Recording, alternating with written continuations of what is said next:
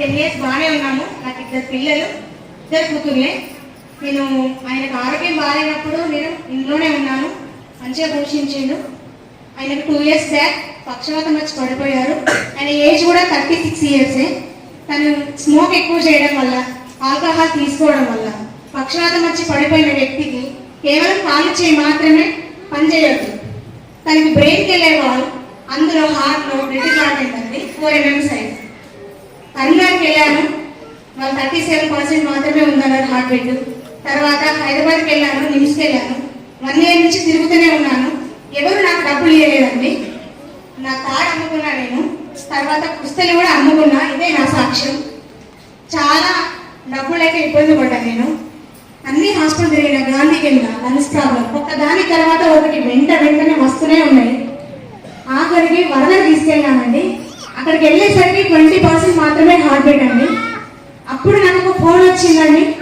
అప్పటికి నేను ఆయన అనుకున్నారు, మా ఆయన కేవలం 20%, అందులోనే పక్షలైనాయి. ఆయనకి కిడ్నీలు కూడా పాడైపోయాయి, బ్లడ్ వాటర్ డివైడ్ అయిపోయాయి, కాలు వాపులు రావడం. ఆల్మోస్ట్ మంచిర్యాలలో చంద్రత హాస్పిటల్ చాలా మందికి తెలిసే ఉంటుంది. ఆయన ఆల్రెడీ చెప్పేశారు, బ్రతికిన రోజులు బ్రతుకుతారు, తర్వాత మీ ఇష్టం అమ్మ అన్నారు. నా లైఫ్ మొత్తం జీరో అయింది. మా నాన్న మా ఆయన బాధ్యత అని వదిలేశాడు.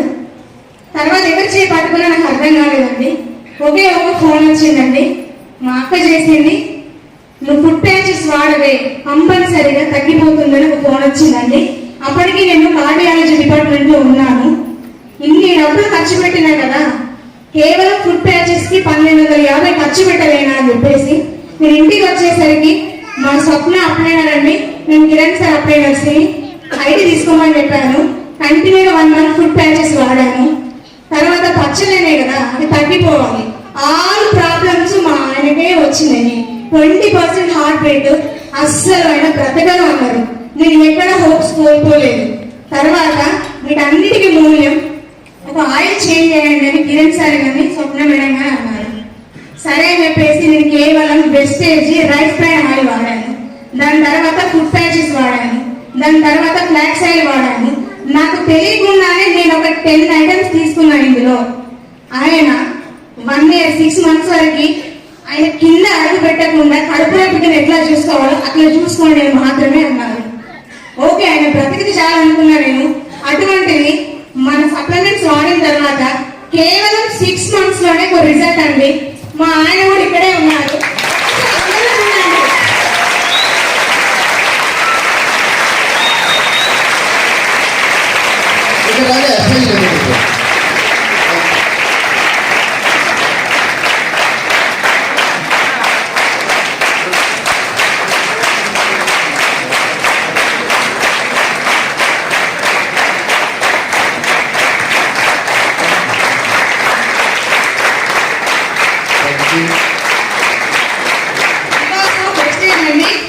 ఏదో పవర్ ఉందండి.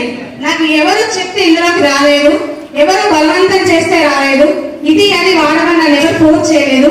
నా ఇష్టానుసారంగా మా ఆయన 7 months వాడిన తర్వాత ఓకే యూ కెన్ గో అని నన్ను పంపిస్తున్నానండి ఇందులోకి.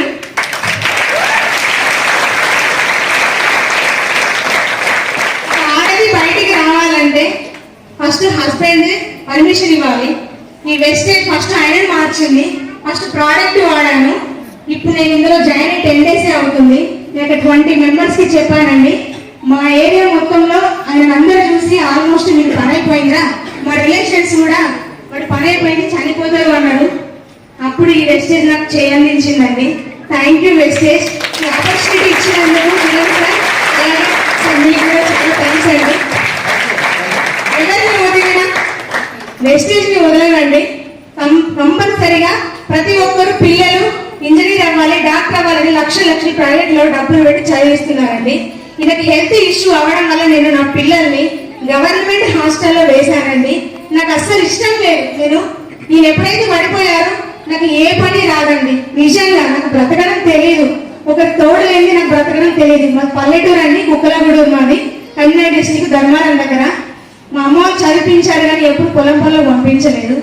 అటువంటిది ఎప్పుడైతే ఈయన పడిపోయారో నేనంటూ ఒక మిషన్ కొనుక్కున్నానండి. నాకు అసలు వర్క్ కూడా రాదు. యూట్యూబ్ని వాడుకున్నానండి. అందులో ఎలా కుట్టాలి అని చూసి ఒక నెలలో నేర్చుకొని నాకంటే ఒక 100 రూపాయలు వచ్చింది చాలా అనుకున్నాను నేను. ఆ 100 నా పిల్లలకి అండి. స్కూల్ స్టార్ట్ అయింది. మా చిన్న పాప ఇక్కడే ప్రైవేట్ స్కూల్లో ఉందండి, దగ్గరలోనే. బుక్స్ లేవు, బయట కూర్చోబెడుతున్నారు అన్న ప్రతిసారి ఈయనకు అసలు ఏ మాట వినబడద్దు. కడుపులో బేబీ ఎట్లా ఉంటుందో అక్కడే ఉండాలి. ఈయన కంప్లీట్ గా బాడీ మొత్తం ఎల్లో అయిపోయింది. ఆయన చూసుకోవాలి, నేను ఇక్కడ ఆడపిల్లల్ని చూసుకోవాలి, సపోర్ట్ లేదు. ఆయన 20 సంవత్సరాలు ఎడిటింగ్ చేశారండి. ఈ మంచిర్యాల డిస్టిక్ లో నెంబర్ 3 మెంబర్స్ లో ఈయన ఒకరు. అయితే ఆయన ఒకరిని ఒక 1000 రూపాయలు అడిగారండి. ఒక 1000 రూపాయలు మాత్రమే అడిగాడు. 20 ఏళ్ళు మార్కెట్ లో ఉన్నారు, ఒక్కరు కూడా నమ్మలేదు ఆయనని. ఏ ఒక్కరు నమ్మలేదు. కానీ వెస్టేజ్ నమ్మిందండి. కిరణ్ సార్ చేయండి ఇచ్చారు, స్వప్న మేడం అందించింది. ఇందులో రండి మేడం, బాగుంటుంది. అలాంటి నిజంగా దీన్ని మాత్రం వదలకండి, మీరెవ్వరు కూడా వదలకండి. ఇందులో డబ్బు కోసం ఏదో మన మార్కెట్ లోకి వెళ్ళి సబ్బులు అమ్ముకోండి అని చెప్పట్లేదండి. ఫస్ట్ వాడండి, తర్వాతే రిజల్ట్ ఎలా ఉందో తెలుసుకున్నాగానే మీకు సంపాదించాలనుకుంటే మాత్రమే ఇందులోకి రండి. దయచేసి వెస్టేజ్ గురించి చెడుగా ఎవరు మాట్లాడవద్దు.